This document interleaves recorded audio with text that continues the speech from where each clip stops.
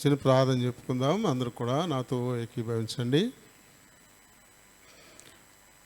ప్రేమ కలిగిన మా ప్రియ పరలోకపు తండ్రి, కృపా సత్య సంపూర్ణుడైన మా దేవా, వందనాలు, స్తోత్రాలు. మీ కృప చొప్పున మా జీవితాల్లో దయచేసిన మరొక పునరుత్థాన దినాన్ని బట్టి హృదయపూర్వకంగా మిమ్మల్ని స్తుతిస్తూ ఘనపరుస్తూ ఉన్నాం. నేను ఇంతవరకు పాడి స్తుతించాం, నీ వాక్యాన్ని ధ్యానించాలని ఆశపడుతూ ఉన్నాం. మా వెనికిడిలోనికి తేబడిన లేఖన భాగాన్ని దీవించండి, ఆశీర్వదించండి. ఈ లేఖనాన్ని బట్టి దీనుడును బలహీనుడును ప్రభా నేను మాట్లాడి సాహసం చేస్తూ ఉన్నాను. దయతో నన్ను క్షమించండి, ఖాళీ చేయండి. మీ చిత్తానుసారమైన మాటలు నా నోట నుంచి మీరే మాట్లాడుకుని మహిమ ఘనత ప్రభావాల్ని పొందమని అడుగుతా ఉన్నాను. నేను మా ప్రియులందరినీ కూడా మీ తట్టు ఆకర్షించండి నాయన. మందిరంలో ఉన్న వారందరినీ మీ చేతులకు అప్పగిస్తూ ఉన్నాను. ఇంకెవరైనా మార్గం ముందుంటే త్వరపెట్టి తోడుకొని రండి. ఆయా కారణాలతో నిలిచిపోతున్న వారిని కూడా జ్ఞాపకం చేసుకోండి ఆయన. ఏ అడ్డంకులు అయితే వస్తున్నాయో వాటిని అధిగమించి నీ సన్నిధికి రావడం ద్వారా సాతానుకు సిగ్గు, వారికి మెప్పు కలిగేలా నడుచుకోవడానికి ఒక స్థిరమైన మనసు నూతనంగా పుట్టించమని మిమ్మల్ని కోరచ్చు బ్రతిమాలుకుంటూ ఉన్నాను. ఆయన చేర్చబడిన వారి కొద్ది సమయం తమ హృదయాలు చెవులని పరలోకపు గవిని వైపు కేంద్రీకరించులాగున సహాయం చేయండి. నిద్రాత్మల్ని, అంధకార శక్తుల్ని నజరేయుడైన యేసు నామములో బంధిస్తున్నాం. నన్ను మమ్మల్ని ఈ మందిరాన్ని, విద్యుత్, మైక్ సెట్ సమస్తాన్ని మీ చేతులకు అప్పగించుకుంటూ మీ నామమును అతిగా హెచ్చిస్తూ నన్ను మమ్మల్ని తగ్గించుకుంటూ ప్రభువును మా ప్రియరక్షకుడునైనా యేసు నామమున అడిగి వేడుకుంటున్నాను మా పరమ తండ్రి, ఆమేన్. యెరూషలేము గుమ్మములారా రాజును లోనికి రానిమ్ము అనే కీర్తన పాడదాం. పాత పుస్తకాలు అయితే 351, పాత పుస్తకాల్లో 351, కొత్త పుస్తకాలు అయితే 404. ఆయన యెరూషలేములోనికి వచ్చినప్పుడు మత్తయి సువార్త 21వ అధ్యాయము 10వ వచనాన్ని బట్టి రాయబడింది. యెరూషలేము గుమ్మములారా రాజును లోనికి రానిమ్ము అనే కీర్తన పాడదాం.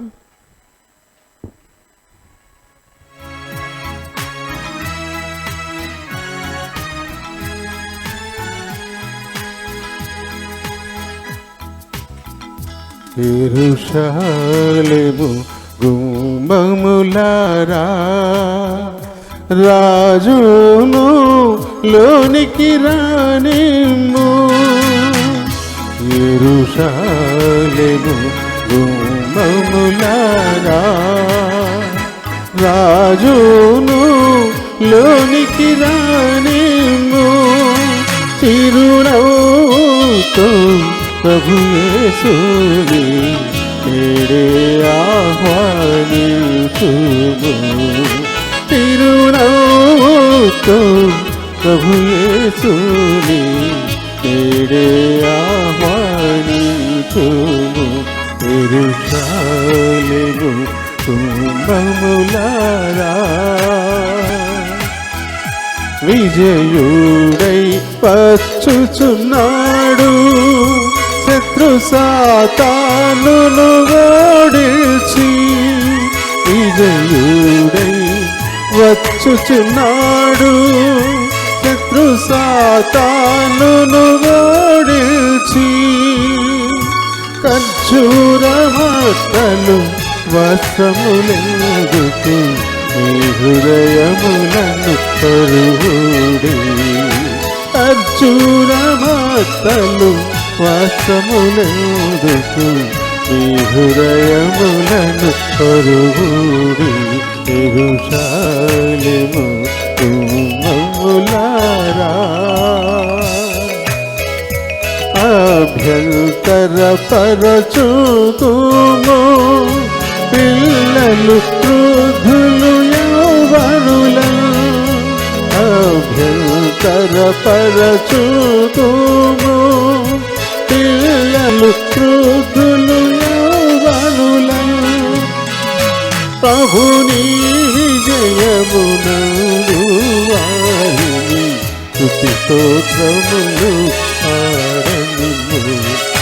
ప్రభుని విజయము నందు వారిని స్తుతి స్తోత్రములు పాడనిమ్ము. యెరూషలేము గుమ్మములారా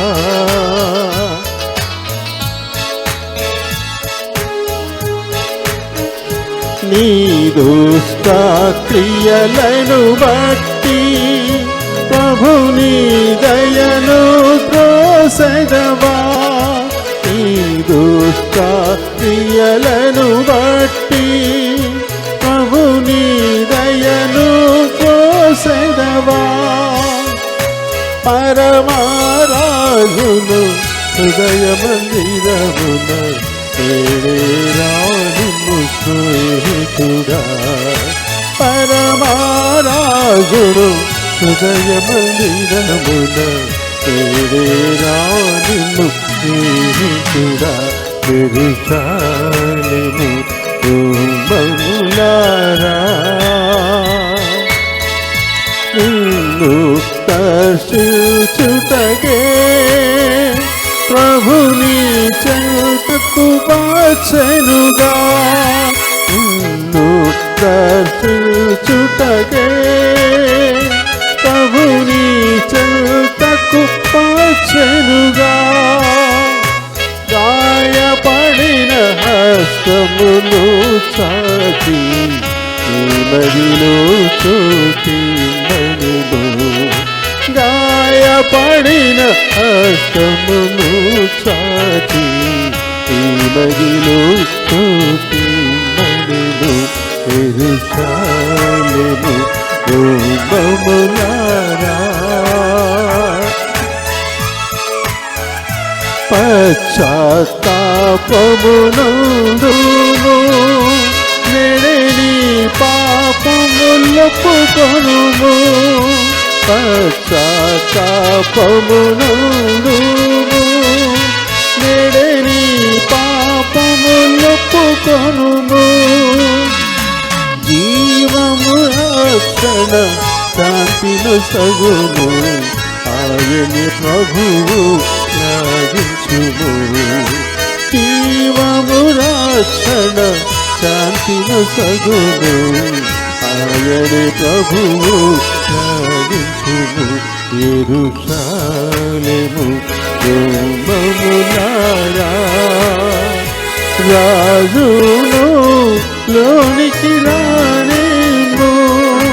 తిరునవ్వుతో ప్రభు యేసుని ఆహ్వానించుము.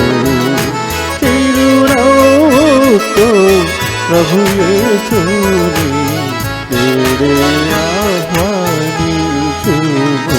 యెరూషలేము కుమారులారా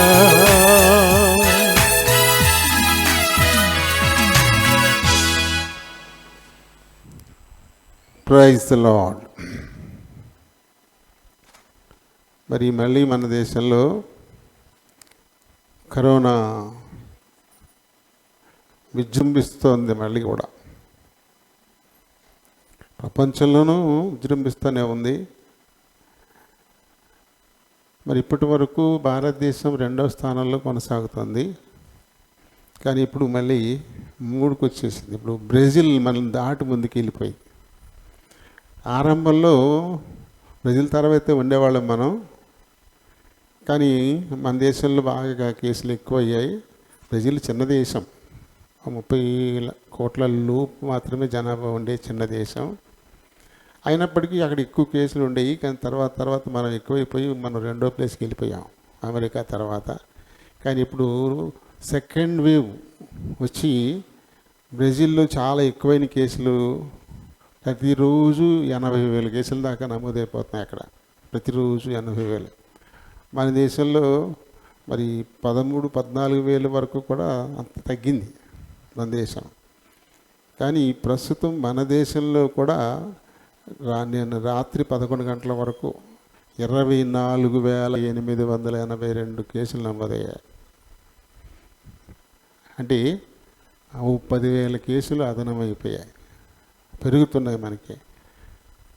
24,000లో కేవలం మహారాష్ట్రలోనే 13,000 కేసులు వచ్చినాయంట. 13,000 కేసులు పైన ఒక్క మహారాష్ట్రలోనే. మహారాష్ట్రలో లాక్డౌన్ విధించేశారు కొన్ని ప్రాంతాలు. ఎందుకంటే ఎక్కడెక్కడ ఎన్నికలు జరిగాయో అక్కడెక్కడ మళ్ళీ కరోనా ఊపందుకుంటుంది, పెరుగుతుంది. ఇప్పుడు మనకి కూడా ఎన్నికలు జరిగాయి, 2 దఫాలు జరిగాయి. మళ్ళీ ఇప్పుడు తిరుపతి పార్లమెంట్ ఎలక్షన్స్ ఉన్నాయి, మళ్ళీ రేపు మళ్ళీ ఎమ్మెల్సీ ఎలక్షన్స్ ఉన్నాయి, ఆ తర్వాత మళ్ళీ ఎంపీటీసీ జడ్పీటీసీ ఎన్నికలు మళ్ళీ వస్తాయి. కాబట్టి మన దేశంలో కూడా ఊపందుకుంటున్నాయి. మన రాష్ట్రంలో మరి ఒక్క రోజున 22 కేసులు వచ్చిన రోజులు కూడా మన రాష్ట్రంలో ఉన్నాయి. రోజుకి 22 కేసులే వచ్చాయి. కానీ అవి నిన్నటికి వచ్చేసరికి 200 దాటాయి. ఒక్క రోజులో రాత్రి 11 గంటల వరకు అయితే 175 కేసులు వచ్చాయి. అంటే మన రాష్ట్రంలో కూడా మెల్లగా పెరుగుతూ ఉన్నాయి. అవి ఇంకా పెరుగుతాయి. ప్రస్తుతానికి 11,98,55,035 మంది కరోనా బారిన పడ్డారు ప్రపంచవ్యాప్తంగా. 11 కోట్లు. దీనిలో 1,13,33,728 మన దేశం. 1,13,33,000 చిల్లర ఉన్నాయి. అది 1,13,68,316 బ్రెజిల్లో ఉన్నాయి. మనల్ని దాటేసి వెళ్ళిపోయారండి. ఇంకా చెప్పలేదు. అమెరికా అయితే 3,02,00,000 చిల్లర ఒక్క అమెరికాలోనే దీని బారిన పడ్డవాళ్ళు ఉన్నారు. విచ్చలవిడితనం, జాగ్రత్తలు తీసుకోకుండా మితిమీరిన స్వేచ్ఛతో తిరగడం వల్లే ఈ పరిస్థితి. ఎందుకంటే అమెరికా అంతా జనాభా అంతా 32 కోట్లు, మన దేశం 138 కోట్లు. మరి ఎలా ఉండాలంటారు? 32 కోట్లు ఉన్న వాళ్ళకి 3 కోట్లకు వచ్చేసిందంటే మరి మన దేశంలో ఎన్ని కోట్లు రావాలి అప్పుడు? మన దేశంలో మరి 1,13,00,000 మట్టుకే.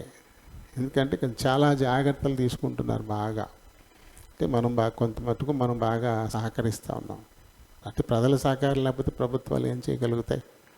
మహారాష్ట్రలో మాస్క్ పెట్టుకొని వాళ్ళ దగ్గర వసూలు చేసినటువంటి ఫైన్లే కోట్ల రూపాయలు వచ్చినాయంట. మహారాష్ట్రలో మాస్క్ పెట్టుకొని వాళ్ళ దగ్గర వసూలు చేసిన ఫైన్ అవి కోట్లలో వచ్చాయంటే ఎంత నిర్లక్ష్యంగా ఉన్నారు. చాలా నిర్లక్ష్యం. మాస్క్ సరిగా పెట్టుకోకపోతే విమానాలను కూడా దించేయమంటున్నారు. ఇప్పుడు విమానాల్లో నుంచి దించి బయటపడేయని అంటున్నారు మాస్క్ సరిగా పెట్టుకోకపోతే. ఇంకా మనం అయిపోయింది, ఇంకా కరోనా పని అయిపోయిందని చెప్పి చాలా స్వేచ్ఛగా ఉంటున్నాము. మీకు చెప్తాను కానీ మాస్కులు తెచ్చుకోవట్లా. చేతికి చిన్న కట్టుకోండి.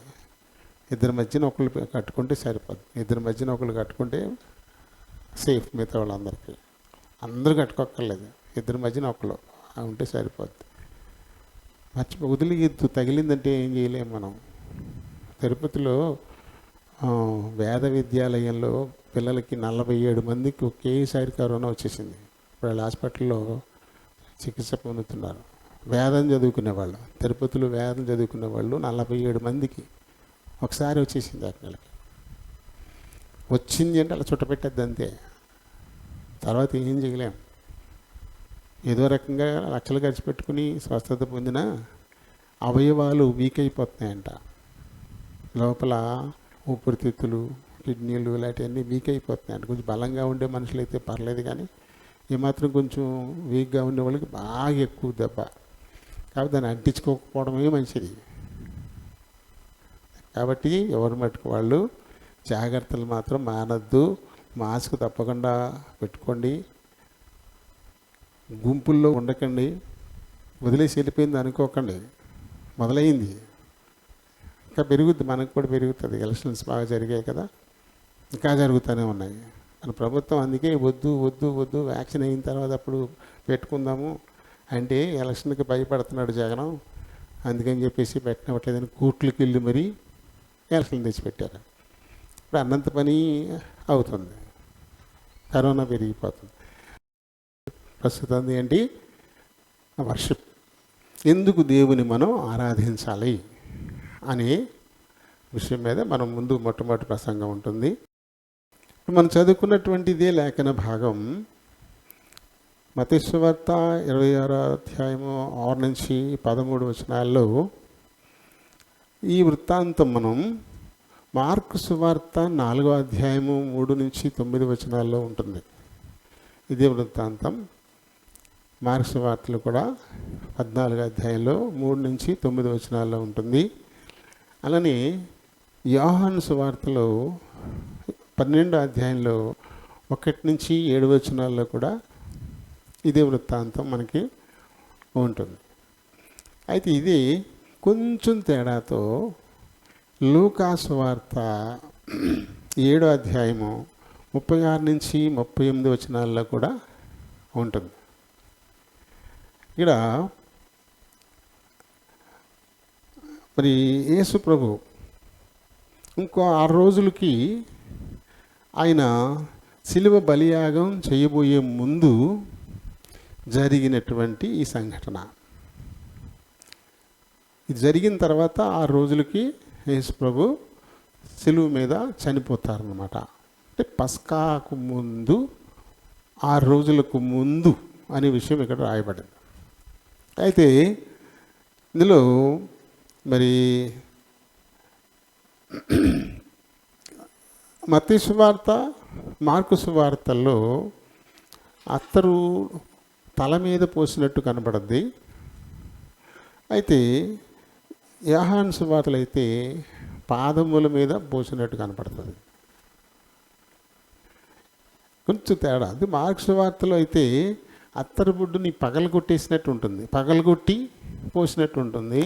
మిగతా వాటిల్లో మామూలుగా పోసినట్టు ఇక్కడ రాయబడి ఉంటుంది. ఇది క్రీస్తు ప్రభు శిలువ మరణం పొందిన తర్వాత ఆయన దేహాన్ని సమాధి చేయడానికి సుగంధ ద్రవ్యాలతో పూసిన తర్వాత అప్పుడు ఆ పని చేస్తారు. ఇక్కడ ఈమె దానికి ముందుగానే ఈ పని చేసినట్లుగా మరి యేసు ప్రభు మరి చెప్తారనమాట. అదే ముఖ్యమైన విషయాలు మనం చూద్దాం. చూడండి, నిర్గమాకాండము 12వ అధ్యాయంలో 10వ తెగులు ఐగుప్తులో మరి దేవుడు మరి ఆవిష్కరించేటువంటి ముందు ఏంటి ఆ 10వ తెగులు అంటే, ఐగుప్తీయులకు చెందిన ప్రతి తొలిచూలు, మనుషులేమి పశువులేమి, ప్రతి తొలిచూలును చంపేటువంటి పని అది ఆఖరు తెగులు, 10వ తెగులు. దానికి ముందు మరి హెబ్రీలతో దేవుడు చెప్పిన మాట ఏమిటంటే, మీరు ఒక నిర్దోషమైన మేకపిల్లను తెచ్చుకోండి, దాన్ని కొద్ది రోజులు పరిశీలనలో ఉంచండి, ఆ తర్వాత దాన్ని మీరు వధించి దాని రక్తాన్ని మీ ద్వారాబంధపు గమనుల మీద రాసుకోండి. అది ఏ గుమ్మానికైతే ఈ యొక్క రక్తం పూయబడి ఉంటుందో ఆ ఇంట్లలో ఆ మరణదూత ప్రవేశించడు, ఆ ఇంటిని దాటిపోతాడు. ఏ ఇంటికైతే అది ఉండదో ఆ ఇంట్లో ప్రవేశించి ఆ ఇంటికి చెందిన ప్రతి తొలిచూలును సంహరిస్తారు అని చెప్పారన్నమాట. పస్కా అంటే అర్థం in English pass over. Pass over అంటే తెలుగులోకి వచ్చేసరికి దాటిపోవడం. దాటిపోవడం. ఏ ఇంటి గుమ్మానికి ఆ గొర్రెపిల్ల యొక్క రక్తం పూయబడి ఉంటుందో ఆ ఇంటిని మరణదూత దాటి వెళ్ళిపోతాడు. పాస్ ఓవర్, పాస్ అయిపోతాడు, దాటి వెళ్ళిపోతాడు. కాబట్టి ఆ ఇంట్లో ఏ హాని జరగదు. ఏ ఇంటి గుమ్మాలకైతే ఆ రక్తము పూయబడి ఉండదో ఆ ఇంట్లో ప్రతి తొలిచూలు చచ్చిపోతారు, ప్రతి తొలిచూలు. అంటే అదే ఇంట్లో 2-3 చచ్చిపోవచ్చు. ఆ ఇంటి యజమానుడు 80 ఏళ్ళ వయసు, తనే తొలిచూలు అనుకోండి, అతను చచ్చిపోతాడు. అతనికి పుట్టిన మొదటి కొడుకు ఆ ఇంట్లోనే ఉంటాడు, అతను చచ్చిపోతాడు. ఒకవేళ ఆడుకోడు పెళ్ళి ఆడుకోడు పెళ్ళి ఉంటుంటే ఆ మొదటోడు చచ్చిపోతాడు. అంటే 2-3 శవాలు ఒక ఇంట్లోనే లేస్తాయన్నమాట. ఇంకా దొడ్లు మొట్టమొదటి పుట్టినటువంటి పశువులు కూడా చచ్చిపోతాయి. అంత భయంకరమైనటువంటి పరిస్థితి. దానికి గుర్తుగా ఇక్కడ పస్కా పండుగ ఉంది. అందుకని యేసుప్రభు ఏమన్నాడంటే, దీన్ని ఎప్పటికీ కూడా మీరు గుర్తుంచుకోవాలా. ఆ తదుపరి పస్కా బలి పశువుగా క్రీస్తు మానవాళి రక్షణార్థం, రక్తాన్ని చిందించబోతా ఉన్నాడు. ఎవరైతే ఆయన రక్తంలో తమ పాపాలను కడుక్కుంటారో వారు మరణములో నుండి జీవములోనికి దాటిపోతారు అని యేసుప్రభువే చెప్పారు కదా. కాబట్టి క్రీస్తు పస్కా బలి పశువు, అందుకు గుర్తుగా ఉన్నాడు. ఇప్పుడు ఈయన అది పస్కా పండుగ 14వ దినం మొదటి నెల దాన్ని ముందు తెచ్చుకుని నిర్వహించుకోవాలని చెప్పేసి అన్నారు. సరే అండి, మొత్తం మీద పస్కాను గురించినటువంటి నియమం అక్కడ మనకి కనబడుతుంది. ఇక్కడ కూడా ఇప్పుడు యేసు ప్రభు ఇంకొక 6 రోజులకి పస్కా బలి పశువుగా వధింపబడతాడు అన్నప్పుడు జరిగినటువంటి సంఘటన ఇది.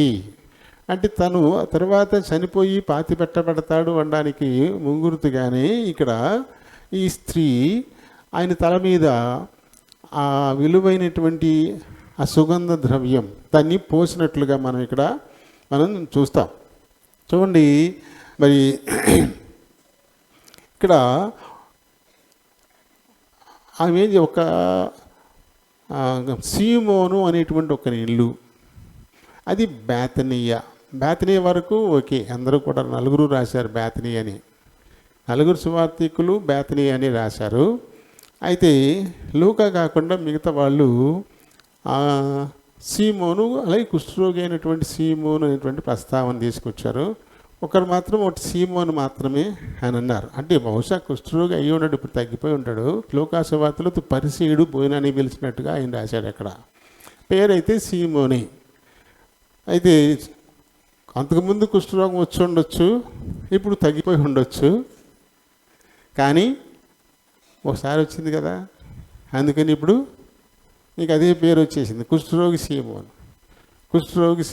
ఎందుకంటే కుష్ఠరోగులు పాలెంలో ఉండకూడదు కదా, తగ్గిపోయింది ఆయనకి. కుష్ఠరోగులు ఎక్కడ ఉండాలి? వెలుపల ఉండాలి. ధర్మశాస్త్ర ప్రకారం పాలెనికి వెలుపల ఉండాలి. వాళ్ళు పాలెం లోపల ఉండరు, వారి ఇళ్ళకి ఎవరు భోజనాలకు కూడా వెళ్ళరు కదా కుష్ఠరోగులు అయితే. ఇదివరకు కుష్ఠరోగి అతను అయితే ఇప్పుడు ఇది తగ్గిపోయింది. ఇప్పుడు ఆయన ఇంటికి ఈయన్ని భోజనానికి పిలిచినట్లుగా మనం ఇక్కడ చూస్తాం. అయితే ఆయన భోజనానికి కూర్చున్నప్పుడు ఒక స్త్రీ చాలా విలువైనటువంటి అత్తరు బొడ్డి, ఒక సేరున్నర విలువ మరి ఉండేటువంటి అత్తరు బొడ్డిని తీసుకొచ్చి ఆయన తల మీద పోసారని చెప్పేసి ఇద్దరు రాశారు. ఆయన పాదాల మీద పోసినట్టు యోహాను సువార్తలో రాయబడింది. ఆ తర్వాత ఏం చేసిందంటే ఆమె తన తల వెంట్రుకలతో తుడిచింది అని చెప్పి ఇక్కడ రాయబడింది. అయితే ఇక్కడ ఈ సమయంలో మరి శిష్యుల్లో ఒక్కరు అని చెప్పేసి మరి ఇద్దరు రాశారు, శిష్యుల్లో ఒకరని. ఒక్క ఆయన మాత్రమే అతను యూదా అని రాశాడు. యూదా, ఇస్కరియోతు యూదా అని చెప్పేసి. ఆయన ఏమన్నాడంట, ఎందుకు ఇంత విలువైనటువంటి ఈ అత్తరు నువ్వు నేలపాలు చేశావు, దీన్ని 300 దేనారాల కంటే ఎక్కువైనటువంటి విలువకు అని చెప్పేసి ఒక ఇద్దరు రాశారు. ఒక ఆయన మాత్రం గొప్ప వెలకు అని చెప్పేసి ఒక ఆయన రాశాడు. గొప్ప వెలకు అని ఒక ఆయన రాశాడు. 300 దేనారాల కంటే ఎక్కువైనటువంటి విలువకు అమ్మీ అని చెప్పేసి. మత్తయి సువార్తలో గొప్ప వెల అన్నాడు. మార్కారు అయితే 160 దేనారాలు, 160 రూపాయలు, దేనారాలు కాదు, 160. ఇక్కడ మరి ఒక్కొక్కరు ఒక్కొక్క వాల్యూ రాశారు. ఒకళ్ళైతే 150 దేనారాలని, ఒకళ్ళైతే 160 దేనారాలని రాశారు. దేనారు అంటే ఒక ₹1 కావచ్చు అని చెప్పేసి ఒక లెక్క మనకి రాయబడింది, లూకా సువార్తలో ఉంటుంది. అది దేనారు అంటే ఒక ₹1 కావచ్చు అని చెప్పేసి లూకా సువార్త 7వ అధ్యాయం కింద రాసి ఉంది. దేనారు అంటే ఒక ₹1, ఇంచుమించు ఒక ₹1 కావచ్చు అని చెప్పేసి. ఇంకా మత్తయి సువార్త 20వ అధ్యాయం 2వ వచనంలో ఒక రోజు కూలి దేనారు అని చెప్పేసి అక్కడ రాయబడింది. ఒక రోజు కూలి దేనారం అని చెప్పేసి అక్కడ రాయబడింది. అంటే మొత్తం మీద 300 దేనారాలంటే 300 కూలి పళ్ళు, అంతే కదా. మరి ఇప్పుడు లెక్కలో వేసుకుంటే రోజు కూలి ఎంత? రోజు కూలి ఎంత? ఒక్కొక్క పనికి ఒక్కొక్క రకంగా ఉంది కదా.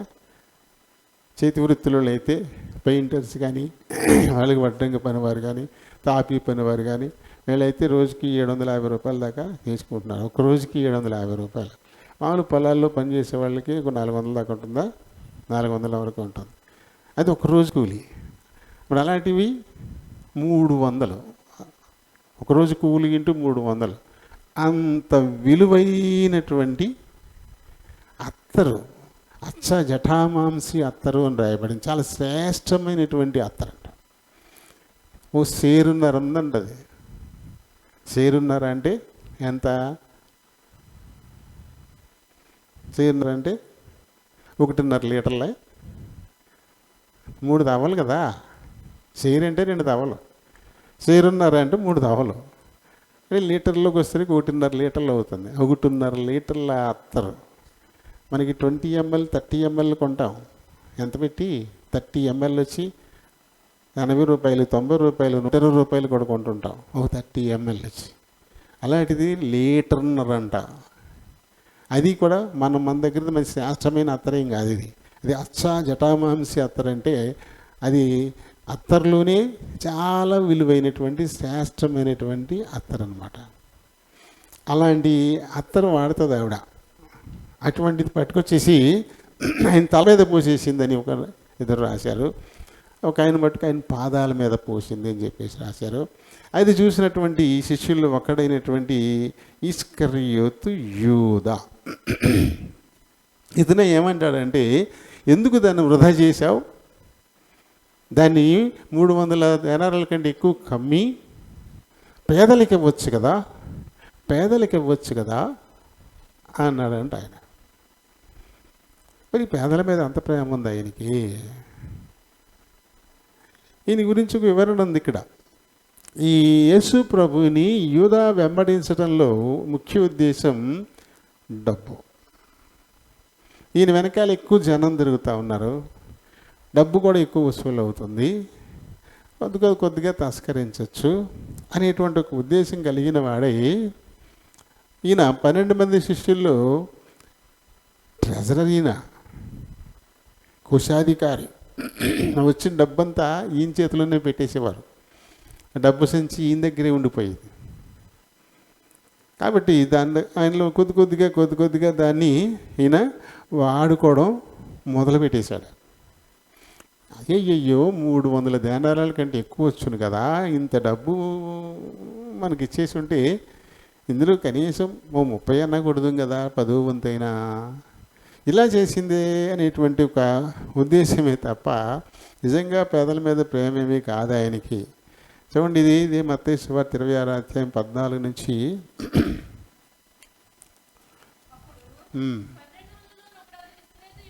యూదా వెళ్ళి ఆయన్ని మీకు అప్పచెప్పేస్తాను, నాకేమి ఇస్తారు? బేరం ఆడుకున్నాడు. ఈ స్వభావం ఇది. ఎందుకు యేసుని వెంబడిస్తున్నాడంటే డబ్బే. ఆయన కూడా తిరిగితే ఆయన ఎక్కడ ఉంటాడో ఆ గుట్టుమట్లన్నీ నాకు తెలుస్తాయి, ఆ తర్వాత తీసుకెళ్ళి వాళ్ళకి అప్పచెప్పేసేయచ్చు, అమ్మేసేయచ్చు అనేటువంటి ఉద్దేశం. ఆ ఉద్దేశంతో ఉన్నాడు ఈయన. యోహాను సువార్త 6:70-71 వచ్చినారు.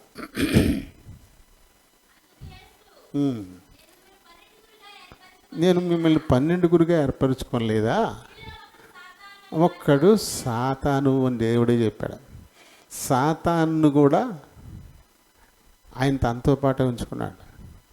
12 మందిలో ఒకటిగా నాతో పాటు తిరుగుతూ ఉంటే ఆ 12 మంది ప్రవర్తనను చూసి తనైనా మారతాడేమో అనే ఉద్దేశంతో వాడు సాతానని తెలిసి కూడా తన శిష్యుల్లో తనను కూడా ఉంచుకున్నాడు. అలాగే ట్రెజరర్ పదవి కూడా ఆయనకే ఇచ్చాడు.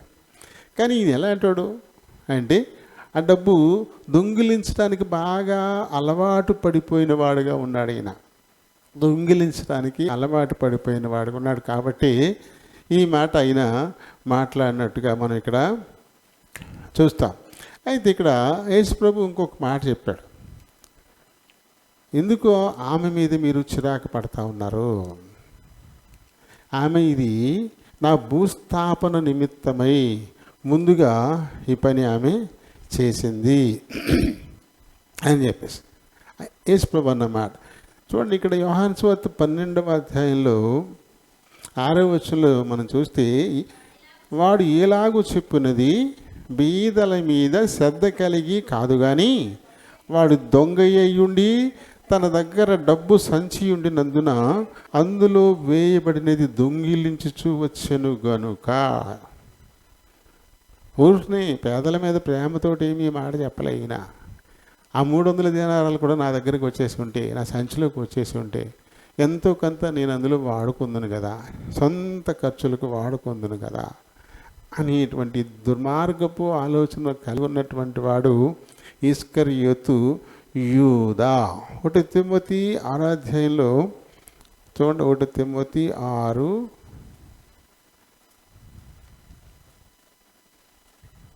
5వ వచనం చదవండి.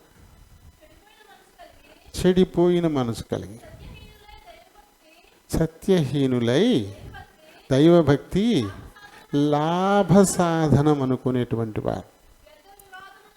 చూడండి, దైవభక్తి యేసు ప్రభువుని వెంబడించటం అనేది ఇస్కరియోతు యూదాకు లాభం, అంతే, లాభ సాధనం. యథార్థమైన భక్తి అతనిది కాదు, కేవలం ఒక లాభాన్ని సంపాదించుకోవడం అంతే. 9వ వచనం, ధనవంతులగుటకు అపేక్షించువారు శోధనలోను ఉరిలోను అవివేక యుక్తములను హానికరములైన అనేక దురాశలలోను పడుదురు. అట్టి మనుషులను నష్టంలోను నాశనంలోను ముంచివేయును. ఇది అయిన పరిస్థితి. ఇంకా 10వ వచనం కూడా, ఎందుకనగా ధనాపేక్ష సమస్తమైనటువంటి కీడులకు మూలము, కొందరు దానిని ఆశించి విశ్వాసము నుండి తొలగిపోయి నానా బాధలతో తమ్మును తామే పొడుచుకొనురి. మరి ఎన్నో బోధలు యేసుప్రభు బోధించి చెప్పాడు కదా. మత్తయి సువార్త 6వ అధ్యాయంలో 19వ వచనం చూడండి. భూమి మీద మీ కొరకు ధనాన్ని కూర్చుకోవద్దు, ఇక్కడ చిమ్మెటయు తుప్పును తినివేయును దొంగలు కన్నం వేసి పట్టుకెళ్ళిపోతారు.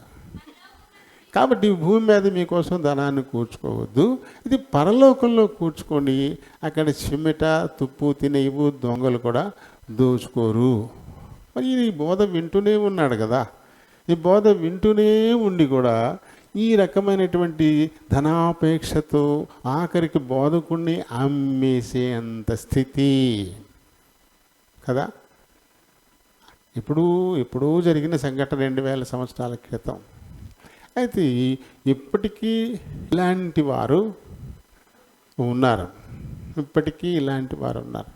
దైవభక్తి లాభ సాధనం అనుకుంటున్నారు. ఈ లోకంలో లాభం ఆత్మ సంబంధమైన లాభం కాదు, ఈ లోకంలో లాభాన్ని సంపాదించుకునే ఉద్దేశమే దాంతోటే ఉంటా ఉన్నారు. తద్వారా ఆరంభంలో దేవుని పనికి స్వచ్ఛమైనటువంటి బుద్ధితో వచ్చినప్పటికీ కాలం గడిచే కొద్దీ ఆ ధనాన్ని చూసి ఎర్రెత్తిపోతూ ఉన్నారు. ఇంకెలా పోగుబెట్టాలా. చివరికి అది అక్రమ సంపాదన అని కనుక తెలిస్తే ప్రభుత్వం పట్టుకుపోద్ది. అలాగే దేవునికి కూడా ఎంత అవమానం, అది దేవుని నామానికి అవమానం. అలాగే ఎంతోమంది విశ్వాసులు అనబడిన వారు కూడా వెనక్కి తగ్గే పరిస్థితులు. ప్రభు పనిని పాడు చేసేవాళ్లే కదా ఇలాంటి వాళ్ళు. ఇంకెలాగే మనకి కనబడతాయి చాలా. కాబట్టి యేసు ప్రభు కూడా ఉండి కూడా, ఆయన బోధనలు అలా వింటూ ఉండి కూడా అతను మారకుండా కేవలం డబ్బే అని చెప్పేసి ఆ డబ్బుకి యేసుప్రభుని అమ్మేశాడు. ఆ తర్వాత తప్పు తెలుసుకున్నాడు. వదిలేయండి బాబు, మీ డబ్బులు మీకు ఇచ్చేస్తానన్నాడు. అయితే ఏం జరిగింది? వెళ్ళి సమయం మించిపోయిన తర్వాత ఇంకా చేయగలిగింది ఏమీ లేదు. తను భ్రష్టమైన చావు చచ్చిపోయాడు. భ్రష్టమైనటువంటి చావు కదా. ఈ దినాలు కూడా అనుదినము దేవుని వాక్యాన్ని మనం చదువుతూ వింటూ ఉండి కూడా ఇంకా దీనిలో నుంచి బయటపడలేకపోతా ఉన్నాం. ఈలోక ఆశలు, ధనం, మోసం, వీటిల్లో పడిపోయారు. ఇంకా పడిపోయి ఆత్మీయంగా ఎదగలేకపోతూ ఉన్నారు. ఇంకా ఈలోక సంబంధమైనటువంటి జీవితాల్లో మునిగిపోతూ ఉన్నారు. ఏం పట్టుకెళ్తారు సంపాదించి? ఏం పట్టుకెళ్తారు? వారికి తెలియదా? తన కళ్ళు ఎదురుకుండా పోతున్న వాళ్ళు ఏం పట్టుకెళ్తున్నారో చూడట్లేదు. ఎవరైనా చెప్పాలా మనకి? మన ముందు పోయిన వాళ్ళు ఏం పట్టుకెళ్తున్నారు? చింకి గుట్టలే కదా. ఏం పట్టుకెళ్తున్నారు? అయినా దాని మీద విపరీతమైన మోజు. తిండి కూడా తినడం మానేసి, నిద్ర కూడా నిద్రపోవడం మానేసి, పోగొట్టే డబ్బులు పోగొట్టే. ఈ లోకంలో మనం జీవించడానికి సరిపడంత దేవుడు ఎప్పుడూ ఇస్తాడు. అన్న వస్త్రములు గలవారమై తృప్తి చెందుదాము అంటాడు. అది మానేసి, ఆ అన్నం మానేసి సరిగా అన్నం తినరు, సరైన బట్ట కట్టుకోరు, కంటిండ నిద్రపోరు, పోగొట్టేస్తుంటారు. ఆఖరికి వదిలిపెట్టేసిపోతారు. ఈ ధన వ్యామోహంలో పడిపోయి దేవునికి ఇష్టలుగా బతకలేరు. ఇప్పుడు రెండు పోగొట్టుకుంటున్నారు. ఇక సంపాదించింది వారు కూడా రాదు. ఆ తర్వాత ఏమొస్తాయంటే వారి నిర్లక్ష్యం వస్తుంది. దేవుని వాక్కు వింటూ కూడా దానికి విధేయులు కాకుండా తమ ఇష్టానికి లోకంలో బతుకుతూ చచ్చిపోతే, తమ ఇష్టానికి ఏ క్రియలు చేశారో ఆ క్రియలు వారి వెంట పోయి, ఇన్ని మార్లు దేవుని వాక్యం విన్నా ఈడు మారలేదు, నీ వాక్యం విన్నా ఈడు మారలేదు, ఇంకా ఈ లోకస్తుడిగానే జీవించాడు, ఈ లోక వ్యామోహంలోనే ఉన్నాడు తప్ప ఆత్మీయంగా ఏమాత్రం కూడా ఎదగలేదని మన క్రియలు జాగ్రత్తగా తీసుకెళ్ళి తీర్పుగా అప్పచెపుతాయంట. ఏం చేయాలి అప్పుడు? ధనవంతుడు ఈ లోక సంబంధమైన సుఖభోగాలు అనుభవించినటువంటి వాడు ఎక్కడున్నాడు? వెళ్ళి పాతాళంలో ఉన్నాడు. ఈ లోకంలో ఏ సుఖం భోగం అనుభవించని పేద లాజరు ఎక్కడున్నాడు? అబ్రహాము కుడి పార్శ్వమున ఆసీనుడై ఉన్నాడు. జరగబోయేది మన ముందు కళ్ళ ముందు పెట్టాడు దేవుడు. ఈ లోక సంబంధమైనటువంటి సుఖభోగాలను మరీ ఏమాత్రం కూడా దేవుని ఆజ్ఞల్ని, కట్టడల్ని, బోధల్ని పట్టించుకోకుండా తన ఇష్టానికి తను బతికినటువంటి వాడి పరిస్థితి ఎక్కడుంది అంటే పాతాళం. ఈ లోకంలో కనీసం సరైన ఇల్లు లేకపోయినా, కట్టుకోవడానికి గుడ్డ లేకపోయినా, తినడానికి తిండి లేకపోయినా, ఆరోగ్యం కూడా లేకపోయినా, ఆత్మీయంగా దేవునితో కనెక్ట్ అయి ఉన్నటువంటి పేద లాజరు స్థితి పరలోకంలో ఎంత గొప్పగా ఉంది. విశ్వాసులకు తండ్రి అని పిలువబడ్డ అబ్రహాముకి కుడి పక్కన ఆసీనుడై ఉన్నాడంట. ఏది కోరుకుంటున్నాం మనం? ఈ లోక మోగాలు నిన్ను తీసుకెళ్ళి పాతాళంలో పడతాయి. ధనాపేక్ష సమస్తమైన కీడులకు మూలం. సమస్తమైన కీడులకు మూలం ఈ ధనాపేక్షే అంట. కానీ దాని వెంబడే పరిగెడతా ఉన్నారు మనుషులు. ఈ ధనాపేక్ష ముందు తల్లిదండ్రులు కనపడరు, అన్నదమ్ములు కనపడరు, ఇంకెవరు కనపడరు. పోగు చేసుకోవడమే, అన్యాయంగా లాగేసుకోవడమే, పోగేసుకోవడమే. ధనం కోసం తల్లిదండ్రులను చంపేసి వాళ్ళు ఉన్నారు.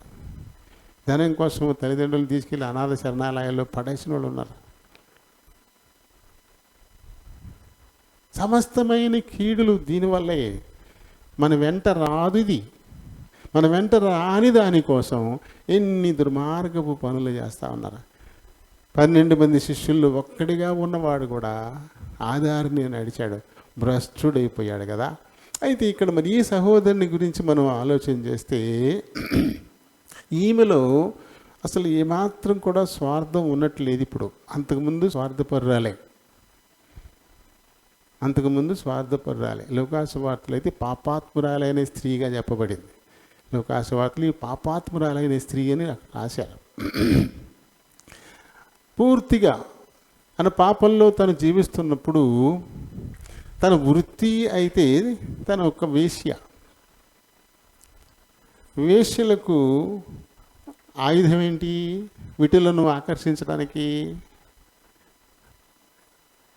ఇది గుమగుమలు వాసన, చాలా చక్కటి గుమాయింపు వచ్చేటువంటి వాసన. ఇది జటా మాంసి అత్తర్.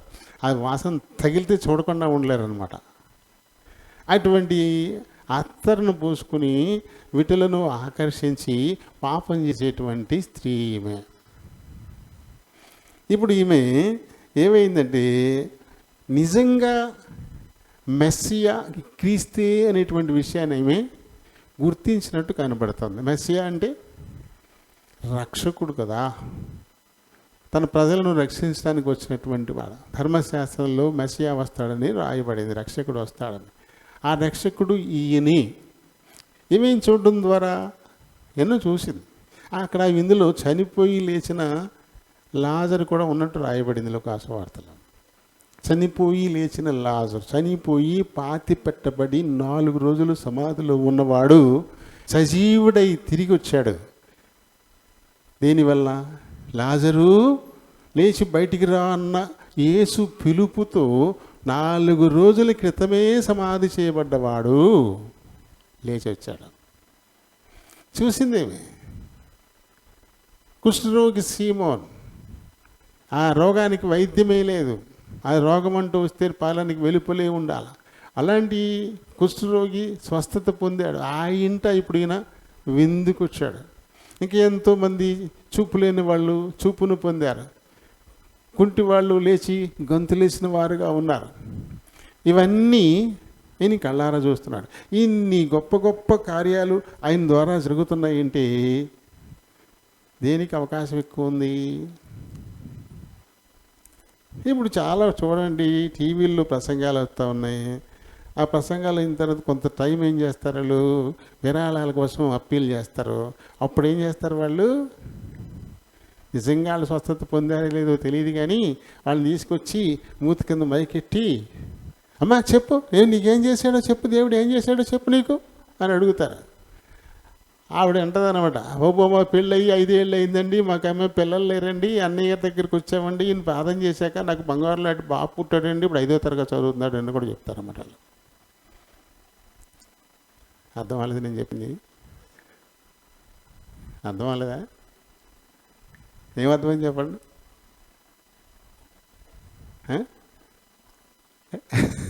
అర్థం కాలే. 5 ఏళ్ళు దాకా బిడ్డలు లేరు, బిడ్డ పుట్టేటప్పుడు 5 చదివేస్తున్నా అంటాడు, అప్పుడు ఏం చదివేస్తున్నా అంట. ఇలాంటి ఎన్ని కబుర్లు చోలులు మైకెట్టుకొచ్చి చెప్పిస్తారు తీసుకొచ్చి.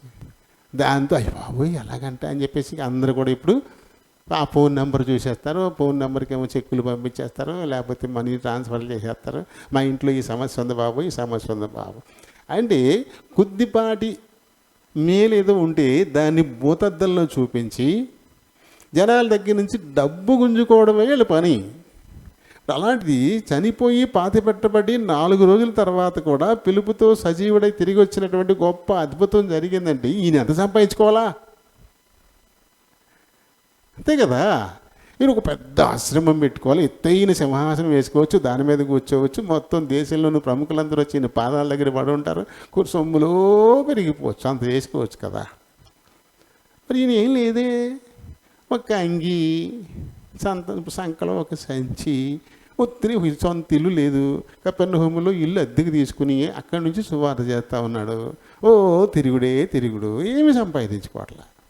ఇన్ని అద్భుతాలు చేసేవాడు సంపాదించుకోకుండా ఎలా ఉంటాడు అసలు? ఇది చూస్తూ ఉన్నారు అందరూను, అందులో ఈమె కూడా చూసింది.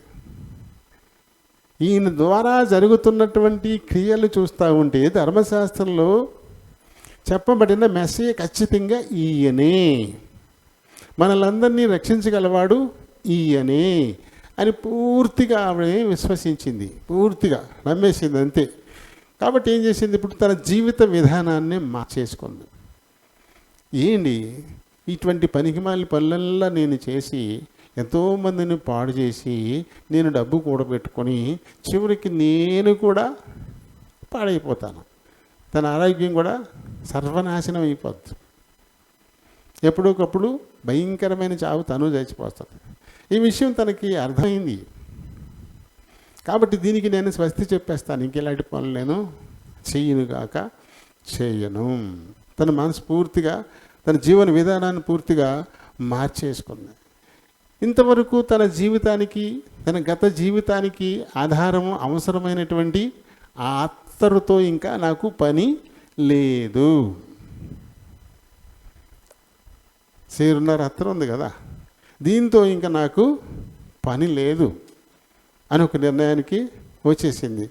తన గత పాపాల నిమిత్తమై తను ఎంతగానో పశ్చాత్తాపడింది. చాలా చాలా చాలా పశ్చాత్తాపం వచ్చింది. ఎందుకంటే తన బారిన పడి ఎన్ని కుటుంబాలు కూలిపోయాయో.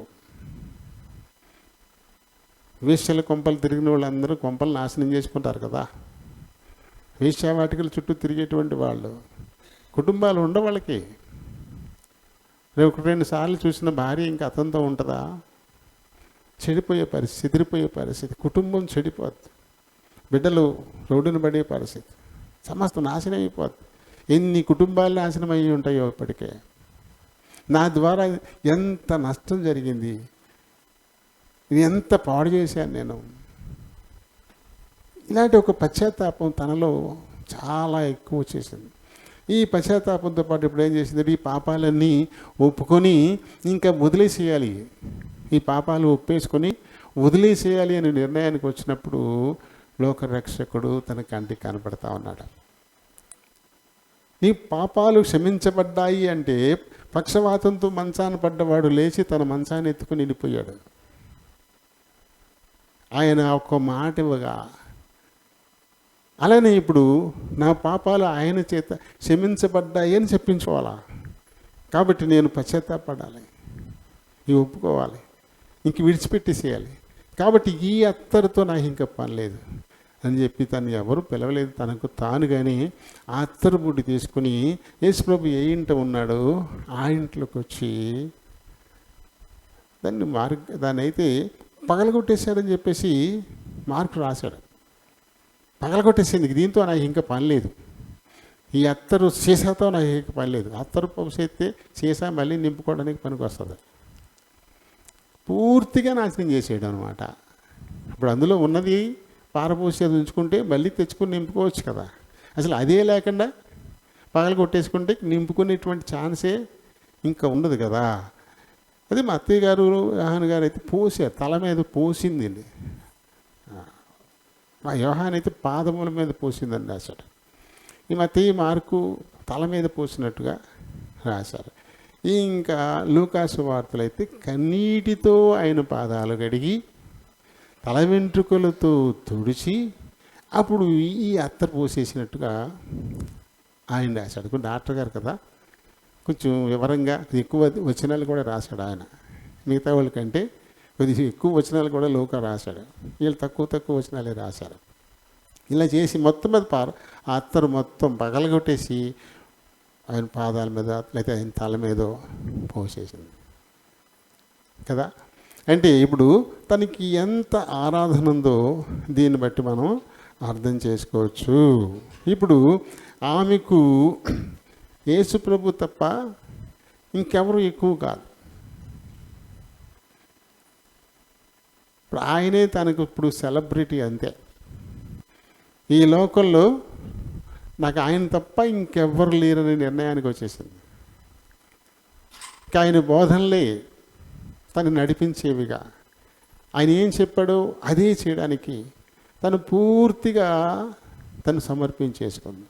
కాబట్టి మొత్తం ఇంతవరకు తన జీవనానికి ఉపయోగపడింది, ఇంతవరకు తనకి ఎంతో పాపులారిటీ తెచ్చిపెట్టింది, చెడ్డగానో మంచిగానో మొత్తం మీద అందరి చేత ఎరగబడినటువంటి కదా స్త్రీ కదా. దానికి మూలమైనటువంటి ఈ అత్తరుతో నాకు ఇంకా పని లేదు అని దాన్ని పగలగొట్టి పారేయడం ద్వారా ఇప్పుడు అత్తరి బిడ్డ యేసు ప్రభువా అని అంటే ఎవరికి ఓటేసింది? ఇప్పుడు వేసే ఇది కాదు, నాకు ఇది కాదు, అది పగలగొట్టి పారేసింది. ఈయన పాదాల దగ్గరికి వచ్చేసింది. అంటే ఇప్పుడు ఆమెకు ఆయన మీద ఎంత ఆరాధన ఉందో దీన్ని బట్టి మనకు అర్థమవుతుంది. అంటే నా పాపాలకు ప్రాయశ్చిత్తం చేయడానికి వచ్చిన మెస్సియ ఈయనే, నన్ను రక్షించడానికి వచ్చినటువంటి రక్షకుడు ఈయనే అని పూర్తిగా నిర్ధారణలోకి వచ్చేసింది. నిన్న మన టీవీలోనే చూపించారు, ఇండోనేషియాలో ఓ సంఘటన జరిగిందంట. ఇండోనేషియాలో ఒక 7 ఏళ్ల కుర్రాడిని ఓ ముసలి మింగేసిందంట. ఆ ముసలి ఏకంగా 26 అడుగులు పొడుగుందంట, పెద్ద ముసలి 26 అడుగులు పొడుగుందంట. ఆ ముసలి కుర్రాడిని మింగేయడం తండ్రి చూశాడు కళ్ళారా, చూసి ముసలితో కలబడ్డాడంట. నీటిలోకి దూకేసి ముసలితో కనబడి దాన్ని పట్టుకుని తల మీద పట్టుకుని ఓ బాధేసి అసలు వదలలేదంట దాన్ని. బాధేసి పోతే అది నీటికి అడుక్కెళ్ళిపోయిందంట. అప్పుడు మరి చచ్చిపోతారు కదా ఈయన బయటకు వచ్చేసాడు. బయటకు వచ్చేసి ఊరందరికీ చెప్పాడు, ఇలా నా కొడుకుని ముసలిం చేసిందని చెప్పేసి ఊరందరికీ చెప్పాడు. ఊరందరికీ చెప్తే మొత్తం మీద ఊరందరూ ఏకమయ్యి అందులో ఆ నీళ్ళలో దానికోసం వేట మొదలెట్టారంట. ముసలి కోసం వేట మొదలెడితే రాత్రి అంతా దొరకలేదు. తెల్లారికి దొరికింది. అది దాన్ని పట్టుకుని బయటకు లాక్కొచ్చారు. బయటికి తీసుకొచ్చిన అధికారులు దాన్ని ఏమి చంపేశారు. చంపేసిన తర్వాత పొట్ట జాగ్రత్తగా కోసి చూస్తే కుర్రాడు అందులోనే ఉన్నాడు. అయితే 24 గంటలు అయిపోయింది. ఎలా బతుకుంటాడు పాపం. వెంటనే తీసి బతికేద్దరు. 24 గంటలు అయిపోయింది. అరిగిపోలేదు. పిల్లాడు ఉన్నట్టుగానే ఉన్నాడు. పొట్ట కోసేసి ఆ పిల్లాడిని బయటికి తీశారు మళ్ళీ. కానీ పాపం బిడ్డాడు చచ్చిపోయాడు. అయితే ఇప్పుడు ఆ తండ్రి చూడండి, తన బిడ్డ కోసం తను ప్రాణాలను బలిటీడని సిద్ధపడ్డాడు. 26 అడుగుల పొడుగంటే ఉత్తకాతన. ఆ పిల్లర్ నుంచి ఇంచుమించుకి ఈ పిల్లర్ ఇంత పొడుగుంటుంది ఏకంగా. ఆ పిల్లర్ నుంచి ఆ పిల్లర్ వరకు అంత పొడుగు ఉందంటే ఏ రేంజ్లో ఉంటుంది అది. దాంతో పోరాడాడు ఎక్కాలా. ఇతను కూడా చంపేది కదా, మింగేది కదా. పోరాడి ఆఖరికి అది అడుక్కి వెళ్ళిపోయినా సరే పట్టుదలు పెట్టకుండా దాన్ని వేటాడించి బయటికి లాగించి పొట్ట కోసి ఆ బిడ్డను బయటికి తీసుకున్నాడు. మామూలుగా బిడ్డను ముఖం చూసే అవకాశమే లేకపోను, తన చేతులతో తను మరీ చేసే అవకాశమే ఉండదు. దాని కడుపులో అరిగిపోతాడు, జీర్ణమైపోతాడు. అలాంటి బిడ్డను మళ్ళీ బయటికి తెచ్చుకున్నాడు. ఎంత గొప్ప ప్రేమ తండ్రి ఆ బిడ్డ కోసం. అయితే మృతుడైన బిడ్డను సంపాదించుకున్నాడు. కానీ మనల్ని సజీవులు చేయడం కొరకు మరి మన తండ్రి చనిపోయాడు కదా. మనల్ని సజీవులు చేయడం కొరకు, మనల్ని చంపడం మరణావస్థల్లో ఉన్నాం మనం. జన్మ కర్మ పాపముల చేత మరణావస్థలో ఉన్న మనల్ని రక్షించడం కోసం, ఆ మరణము నుండి తప్పించడం కోసం, మరణము నుండి జీవంలోనికి దాటించటం కోసం పస్కా బలి పశువుగా తాను వధింపబడ్డాడు. దానికి ముందు 6 రోజులు ఈ కార్యక్రమాన్ని మన తల్లి చేసినది అంతా. అదే చెప్పాడు యేసు ప్రభు, నా మరణం, నా భూస్థాపన కార్యక్రమం, దాని నిమిత్తము ఆమె చేసింది. ఆమెనేమి మీరు తొందర పెట్టద్దు. పేదలు ఎప్పుడూ మీతోటే ఉంటారు. అయితే ఈ సువార్త భూమి మీద ఎంతవరకు చాటింపబడుతుందో అంతవరకు కూడా ఈమె పేరు చిరస్థాయిగా ఉండిపోతుంది అని చెప్పాడు. ఇదివరకైతే ఎలాంటి పేరు కలిగి ఉంది? సంసారులు ఎవరు ఆమెను ఇష్టపడరు, అలాంటి పేరు కలిగి ఉంది. సంసారులు ఎవరూ ఇష్టపడరు. ఆమెను చూస్తేనే పటపట పళ్ళు నూరుతారు. ఎంతమంది కొంపలు కొలుస్తావే, ఎంత వయ్యారంగా అలంకరించుకుని ఎలా సోకులు వాసనలు కొట్టుకు తిరుగుతున్నావే అని తిట్టేవాళ్ళే. ఇంతకుముందు ఎవరు దాన్ని ఇష్టపడరు. అవి ఆ మొహంలో ఉండేవాళ్ళకి ఆవిడ దేవత, మిగతా వాళ్ళందరికీ పెద్ద దెయ్యం, అలా తెలుసు అందరికీ. కానీ ఇప్పుడు క్రీస్తువు మరణం అలాగే ఆయన సమాధి కార్యక్రమానికి ముందుగానే సుగంధ ద్రవ్యాలతో పూసినటువంటి ఒక స్త్రీ చరిత్రలో నిలబడిపోయింది. యేసు ప్రభు పట్ల తనకి ఎంత ఆరాధన ఉందో ఆమె దాన్ని పగలగొట్టేయడం ద్వారా, దాన్ని పూర్తిగా బయట పారవేసేయడం ద్వారా, స్త్రీకి కురులు ఎంత విలువైనవి, తల వెంట్రుకలు ఎంత విలువైనవి స్త్రీకి. దానికోసం ఎన్ని తంటాలు పడతా ఉంటారు. ఈ తల వెంట్రుకలు ఉత్తుగా నల్లగా రావాలని చెప్పేసి ఎన్ని రాస్తూ ఉంటారు, ఎన్ని చేస్తూ ఉంటారు. అలాంటి తల వెంట్రుకలతో ఆయన పాదాలు దుడిసిందంటే తన తల పట్టుకెళ్ళి ఆయన కాళ్ళ దగ్గర పెట్టేసింది అంతే. నా చోటు నీ పాదాలే, నీ పాదాల దగ్గరే నా చోటు. అంత హృదయపూర్వకమైనటువంటి ఆరాధన యేసు ప్రభు పట్ల మరి మన సహోదరి అయితే మన ప్రియ తల్లి కనపరిచింది కదా. మనకి ఒక మాదిరి చూపిస్తాను. నా పాపముల నిమిత్తం తను ప్రాణం పెట్టినటువంటి యేసు మనకి ఎలాంటి వాడు కావాలా? ఆయన తప్ప ఇంకొక సెలబ్రిటీ మనకు ఉంటాడా? ఆయనకంటే ఆరాధనీయుడు ఇంకొకడు ఉంటాడా? ఆయన్ని ఆరాధించడానికి చాలా ఈ కారణం. నీకోసం నా కోసం పస్కా బలి పశువుగా వధింపబడినటువంటి క్రీస్తు ఆయన ఎంతైనా ఆరాధనీయుడు. దేవుడి మాటల్ని దీవించునుగాక.